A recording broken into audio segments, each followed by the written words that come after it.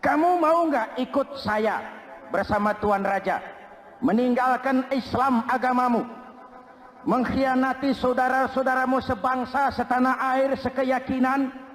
Ikut dengan saya, tinggalkan Islam. Nanti kamu akan saya angkat jadi pejabat tinggi. Tidak, Tuan Perdana Menteri. Saya tinggalkan keluarga, kampung halaman, sanak famili, handai taulan. Saya jihad karena mengharap ridho Allah Subhanahu wa ta'ala. Saya berharap memang saat-saat seperti ini bisa saya temukan. Ibadah saya sedikit, sholat saya kurang, puasa saya kurang. Barangkali dengan jihad saya bersimbah darah, mati di tangan Tuhan, Allah akan mengampuni dosa-dosa saya dan saya dapat tiket untuk mencapai keridhoannya.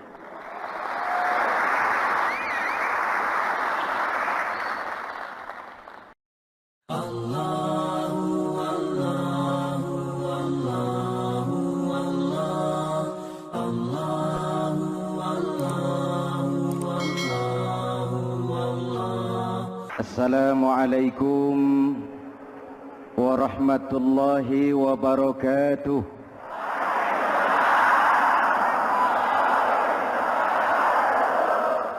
Alhamdulillah wassalatu wassalamu ala Rasulillah Sayyidina Muhammad ibn Abdullah wa ala alihi wa sahbihi wa mawala, amma ba'du. Hadirin hadirat, ma'asyiral muslimin yang saya cintai, Ramadan adalah madrasah, sekolah, tempat di mana kita banyak sekali belajar tentang hidup dan kehidupan, supaya kita lebih siap menghadapi hidup, supaya kita punya wawasan, supaya kita mampu melihat persoalan jauh ke depan, supaya kita tidak terjebak pada keuntungan sesaat tapi merugikan jangka panjang. Malam ini saya ingin mengajak kita semua melihat kurikulum Ramadan. Pelajaran apa yang diberikannya kepada kita? Pertama, Ramadan mengajarkan kita menjadi orang-orang yang sabar, ulet, dan tahan uji. Ini zaman di mana persaingan tajam. Betul? Jangankan jadi pejabat tinggi, jangankan jadi pengusaha sekarang ini, jadi kiai saja kalau tidak sanggup bersaing,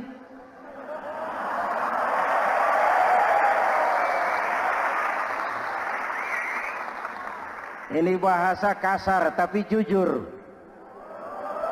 Karena orang sekarang hidup di zaman banyak pilihan. Akibat persaingan yang semakin tajam, orang sering kehilangan kesabaran. Kepengen cepat kaya, lalu tidak sabar. Makan renten, nipu orang, buka peternakan tuyul,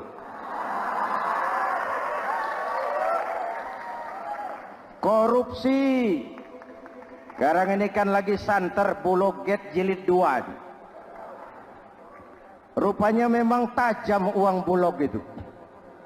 Bulog sudah memakan salah seorang mantan ketuanya, Bedua Amang. Bulog sudah memakan seorang presiden. Sekarang Bulog sedang mengarah kepada ketua DPR. Kita lihat hasilnya.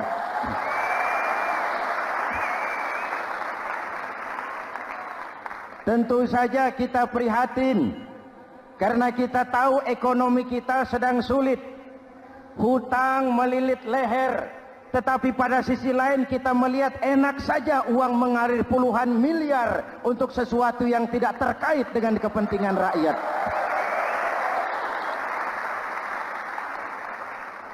Karena itu puasa mendidik kita sabar, biar lapar melilit perut, biar haus mencekik tenggorokan.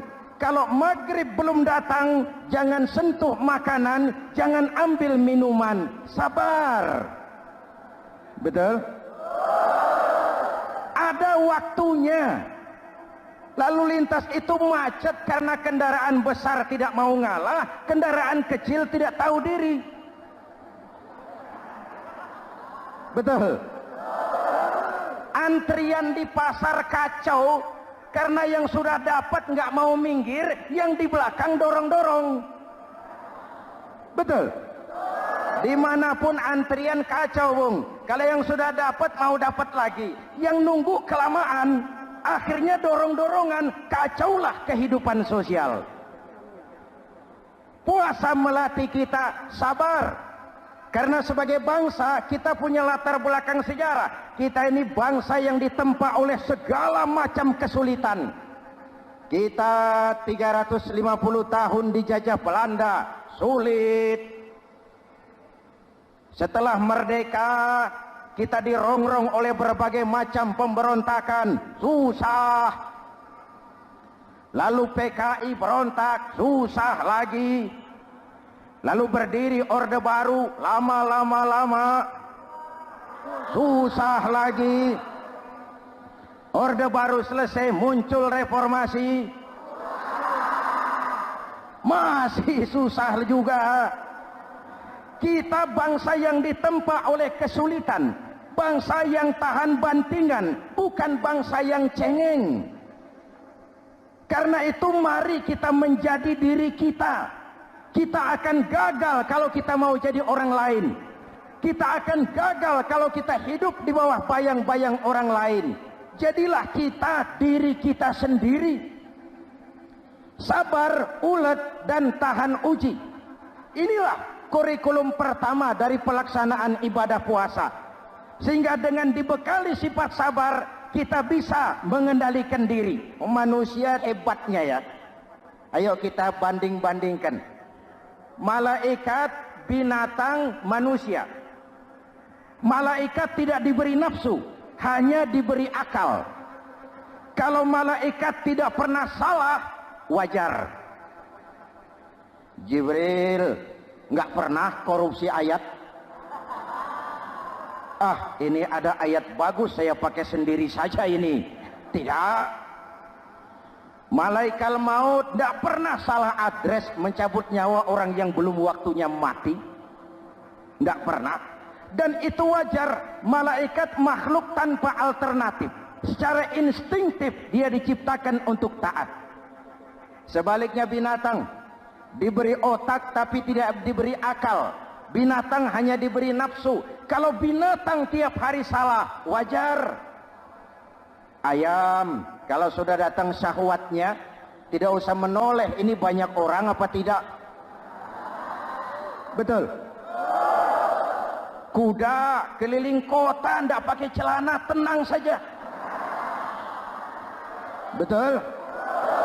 Dan wajar, namanya juga binatang. Sedangkan manusia diberikan akal dan diberikan nafsu. Tiap hari terjadi perjuangan. Kadang akal menang, kadang nafsu yang menang. Ketika akal menang, kita lebih tinggi dari malaikat. Ketika nafsu yang menang, kita lebih rendah daripada binatang. Hadirin yang saya cintai, itu pelajaran pertama, sabar, ulet, tahan uji.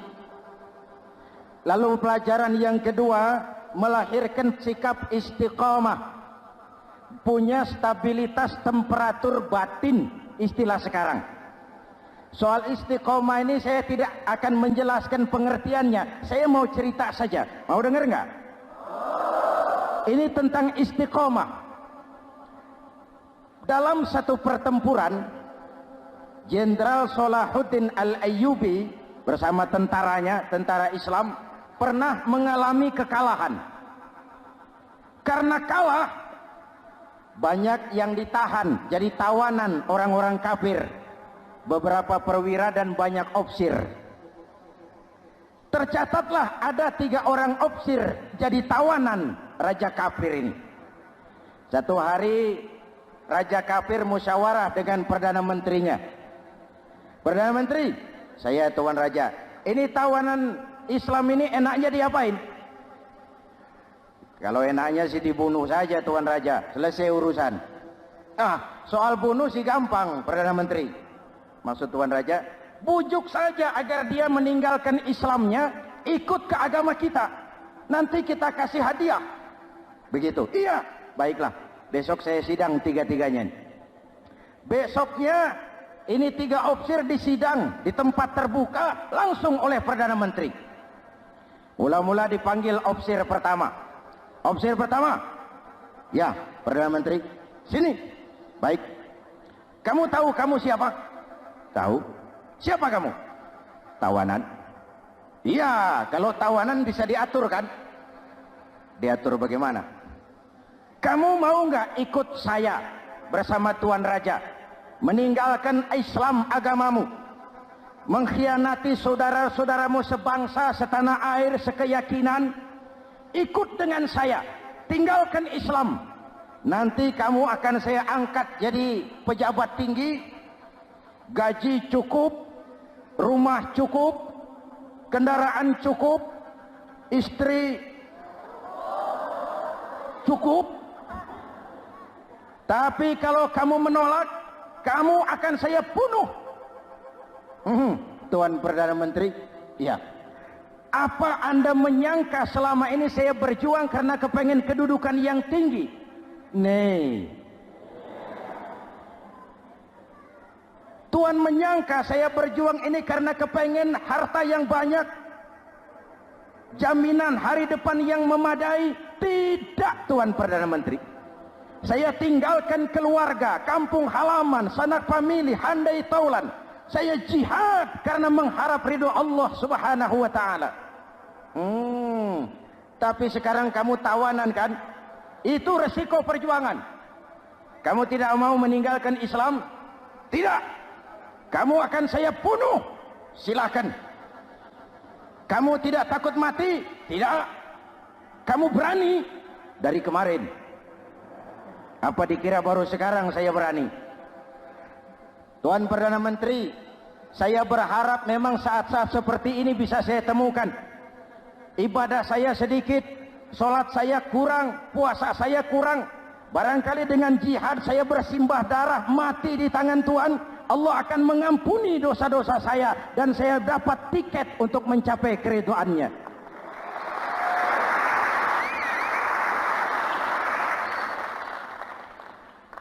Gila kamu, biarin. Kalau ini Tuan anggap gila, saya bisa berbuat lebih gila dari ini. Saya bunuh kamu, bunuh. Algojo dipancung, deal. Ini terlepas kepalanya dari badannya, menggeluntung kepalanya ke bawah, jatuh bergelindingan.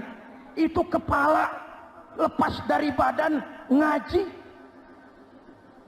baca ayat Quran. Sampai Perdana Menteri bingung. Minggir, ini ada kepala ngaji.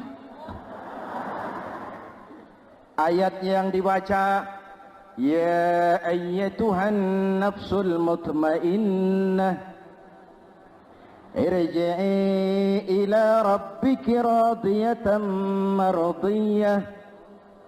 Wahai jiwa yang tenang, kembalilah kepada Allah dengan diridhoi. Masuklah ke dalam golongan hamba-hambaku dan masuklah ke dalam surgaku.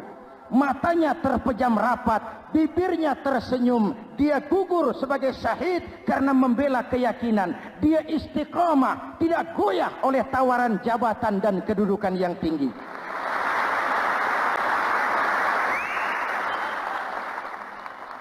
Perdana Menteri geleng kepala, dasar orang Islam. Panggil opsir kedua. Opsir kedua, ya Perdana Menteri. Kamu sudah lihat temanmu yang barusan? Sudah. Mati kan? Mati. Kamu bagaimana? Mau tetap berjuang untuk Islam atau ikut kami? Jabatan tinggi, kedudukan tinggi, rumah tinggi. Bagaimana? Atau mau mati seperti teman kamu barusan? Sudah kamu pikir? Sudah, Perdana Menteri. Sudah apa? Sudah, jangan banyak omong. Maksud kamu apa? Saya sudah tidak sabar mau nyusul teman saya yang barusan itu. Saya tidak bayangkan bagaimana dia disambut oleh malaikat di surga, disambut oleh para bidadari di surga, menggapai ridho Allah. Oh, Perdana Menteri, sudah jangan banyak omong. Kalau mau potong, potong saya.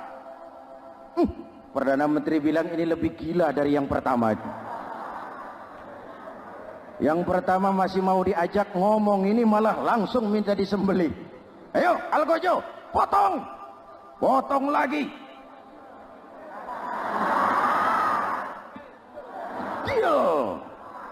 Terpisah lagi kepalanya dengan badan, jatuh ke bawah, menggeluntung, ngaji lagi. Ayatnya yang dibaca, wujuhun yawma izin nadirah ila rabbiha nadirah.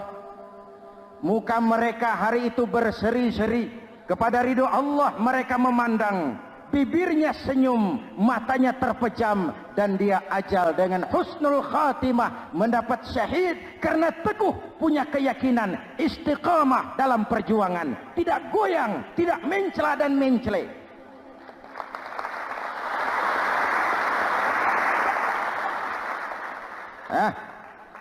Officer ketiga, sini. Yap, siap Perdana Menteri. Kamu sudah lihat nasib 2 orang teman kamu? Sudah. Mati kan? Mati. Kamu mau seperti dia? Oh, tidak Perdana Menteri. Saya tidak mau mati. Daripada matikan lebih baik hidup. Kamu mau ikut saya? Mau Perdana Menteri? Mau. Gaji besar, rumah besar, kendaraan besar, istri.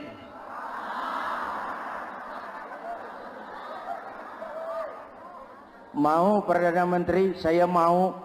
Daripada tidak jadi apa-apa, kan lebih baik jadi apa-apa. Daripada tidak punya apa-apa, kan lebih baik punya apa-apa. Oh, jadi kamu selama ini berjuang karena mau cari apa-apa? Iya. Bagus. Nanti saya musyawarah sama Raja. Kamu diangkat jadi bupati di mana? Tunggu ya. Perdana Menteri laporan, Tuan Raja. Ya, ini officer ketiga kelihatannya baik ini. Dia mau mengkhianati teman-temannya, sebangsa, setanah air, sekeyakinan. Mengkhianati bangsanya, meninggalkan agamanya. Dia mau ikut kita. Kita angkat jadi pejabat di mana dia? Raja senyum. Oh, soal angkat mengangkat sih gampang Perdana Menteri. Cuma saya pikir-pikir officer ketiga ini kok tegel-tegelin. Kok sampai hati ya? Temannya sendiri, seiman, sekeyakinan, sebangsa, setanah air dikhianati karena mengejar jabatan, harta, kedudukan. Orang itu Perdana Menteri kalau sudah mau mengkhianati saudaranya sendiri, apalagi orang lain.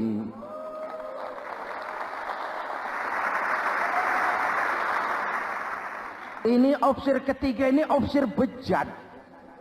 Anda bayangkan temannya sendiri dikhianati. Nanti kalau ada kesempatan kita ditikam dari belakang. Jadi bagaimana Tuan Raja? Malah kalau saya lihat yang 2 yang sudah mati itu orang hebat Perdana Menteri. Punya pendirian, istiqamah. Malah kalau bisa yang 2 itu dihidupin lagi. Loh, dihidupin bagaimana Tuan Raja, sudah kadang mati. Jadi bagaimana ya officer ketiga ini? Bunuh. Bunuh, bunuh. Buat apa piara benalu jadi duri di kaki nanti? Bunuh. Baik, Perdana Menteri kembali. Officer ketiga, siap Perdana Menteri. Saya jadi bupati di mana? Bupati, modar sampean. Loh, saya mau dibunuh. Bunuh. Katanya kalau ikut agama Tuhan, meninggalkan agama kami, saya akan jadi pejabat tinggi. Kamu officer bejat, kamu tidak punya pendirian. Saudaramu sendiri seagama kamu khianati, apalagi orang lain. Potongan kayak kamu jadi pejabat, rusak negara.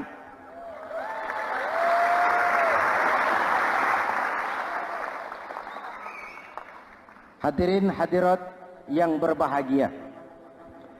Saya lanjutkan cerita ini. Nanti kesimpulan diambil sendiri-sendiri. Jadi saya mau dibunuh, Tuan Perdana Menteri. Ya, kamu mau dibunuh. Tidak jadi pejabat? Tidak. Kamu bejat. Bejat kok mau jadi pejabat? Nanti juga kalau kamu jadi pejabat, paling kerjamu memperkaya dirimu sendiri, paling banter keluargamu dan golonganmu, rakyat tetap saja tidak terurus.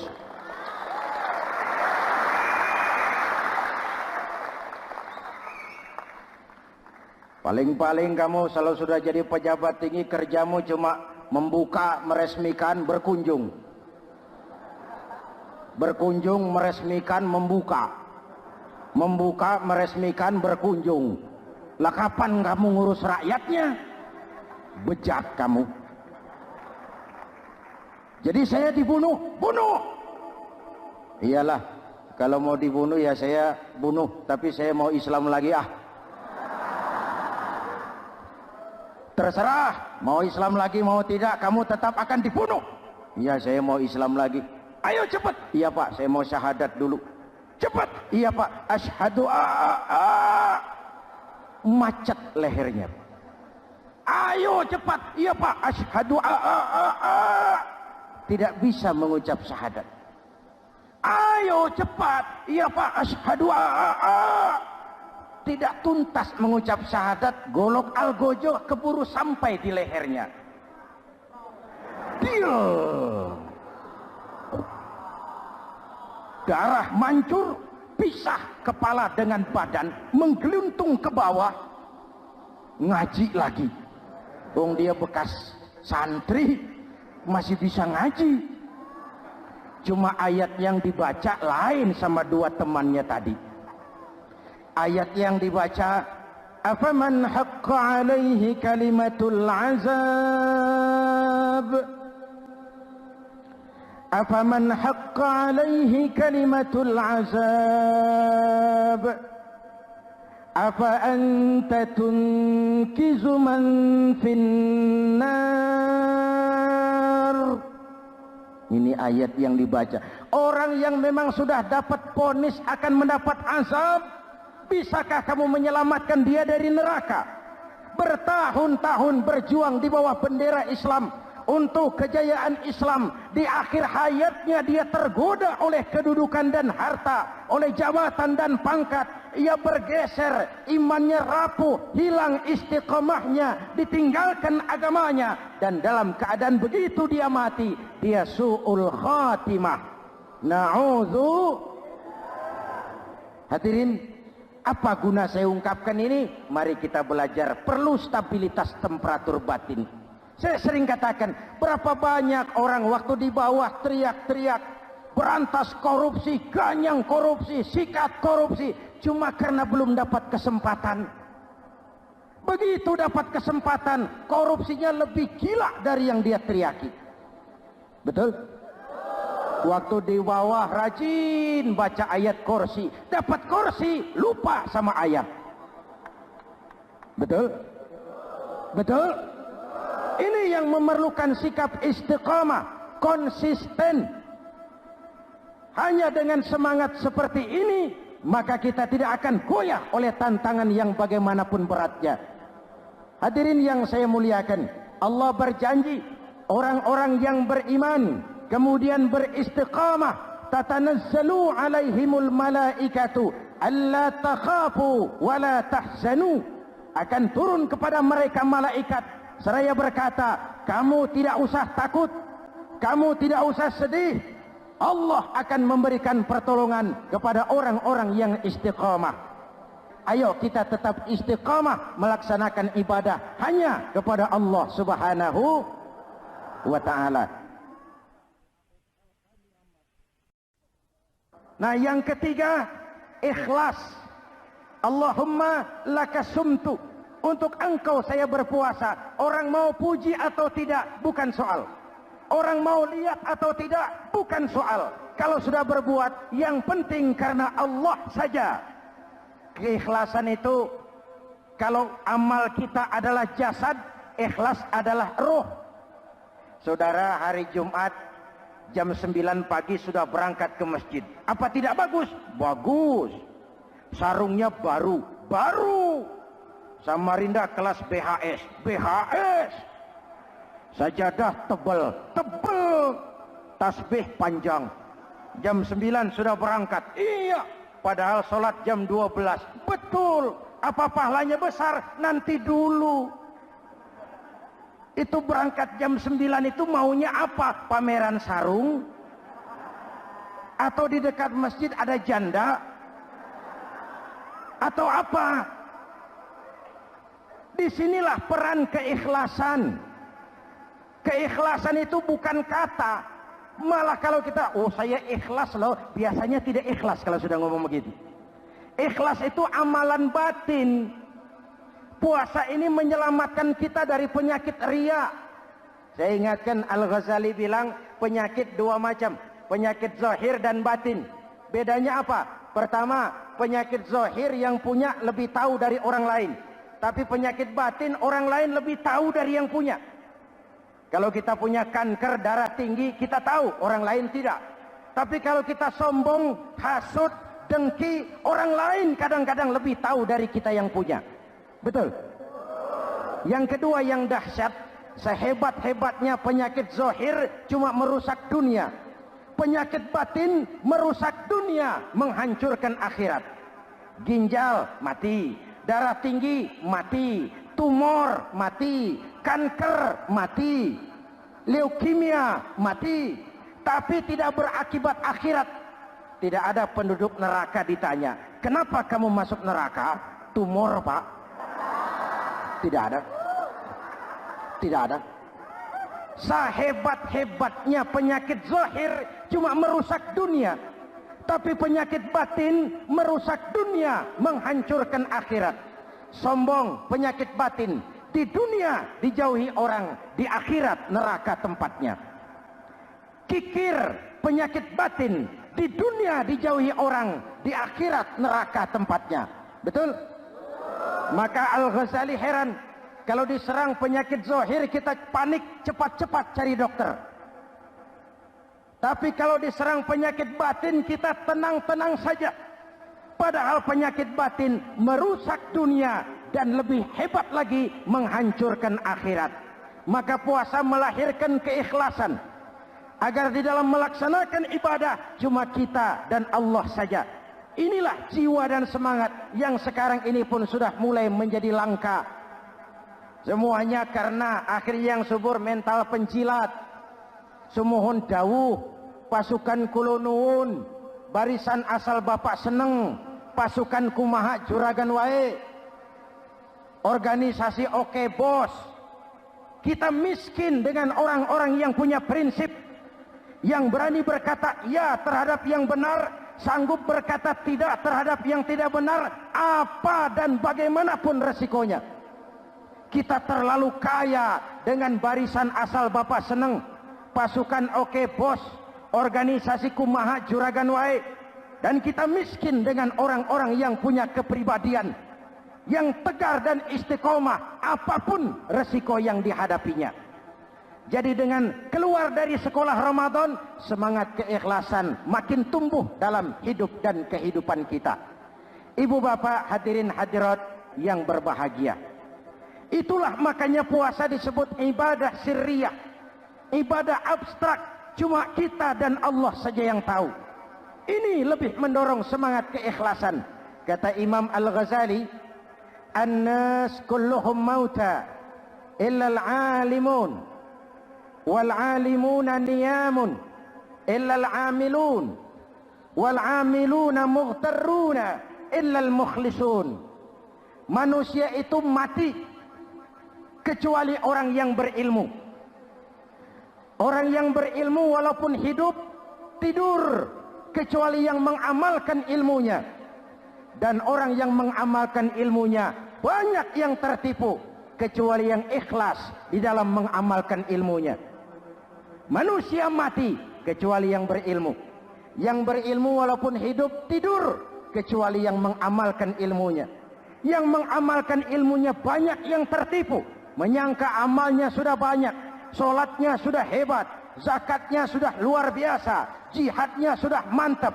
Banyak yang tertipu kecuali yang ikhlas di dalam mengamalkan ilmunya. Jadi amal tanpa ikhlas, jasad tanpa ruh. Itulah makanya nuansa Ramadan dengan ibadah puasa mengembangkan semangat keikhlasan di antara kita semua. Mari kita baca doa sama-sama munajat, mohon pertolongan Allah agar kita diselamatkan dari penyakit riya dan ditumbuhkan semangat keikhlasan. Ala hadhihi niyyah wa ila hadratin nabi. Al-Fatihah. Bismillahirrahmanirrahim. Alhamdulillahi rabbil alamin. Ar-Rahmanir Rahim. Maliki yaumiddin. Iyyaka na'budu wa iyyaka nasta'in. Ihdinas siratal mustaqim. Siratal ladzina an'amta 'alaihim ghairil maghdubi 'alaihim waladdallin. Amin. Bismillahirrahmanirrahim. Amin. Alhamdulillahi rabbil alamin. Allahumma salli wa sallim wa barik ala sayyidina Muhammadin wa ala alihi wa sahbihi ajma'in. Allahumma ja'al jam'ana hadha jam'an marhuma wa tafarruqana min ba'dihi tafarruqan ma'suma. Allahumma ja'al jam'ana hadha jam'an mashkura wa tafarruqana min ba'dihi tafarruqan maghfura. Allahumma ja'alna minas su'ada'il maqbulin wa la taj'alna minal ashqiya'il mardudin. Rabbana taqabbal minna salatana wa siyamana wa qiyamana wa takhashu'ana wa ta'abbudana wa tadarru'ana wa tammim taqsirana birahmatika ya arhamar rahimin. Allahumma aslih man fi salahihi salahul muslimin. Allahumma ahlik man fi halakihi salahul muslimin. Ya Allah, dengan sepenuh perasaan dan pengharapan, dengan segala keremahan dan kerendahan, kami bermohon kepadamu, berikan kami kekuatan zahir dan batin, berikan kami kesabaran dan ketabahan, sikap istiqamah dalam mengarungi hidup yang penuh ujian ini. Karuniakan kepada kami pemimpin-pemimpin yang takut kepadamu dan sayang kepada kami. Rabbana hab lana min azwajina dzurriyyatina qurrata a'yun waj'alna lil muttaqina imama. Afdalu ma qultuhu ana wan nabiyyuna min qabli. La ilaha illallah.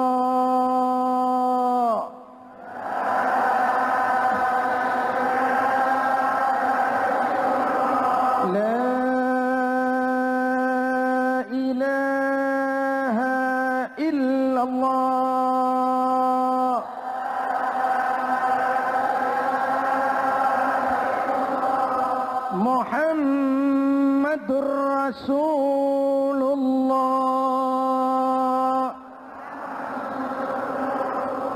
Amin.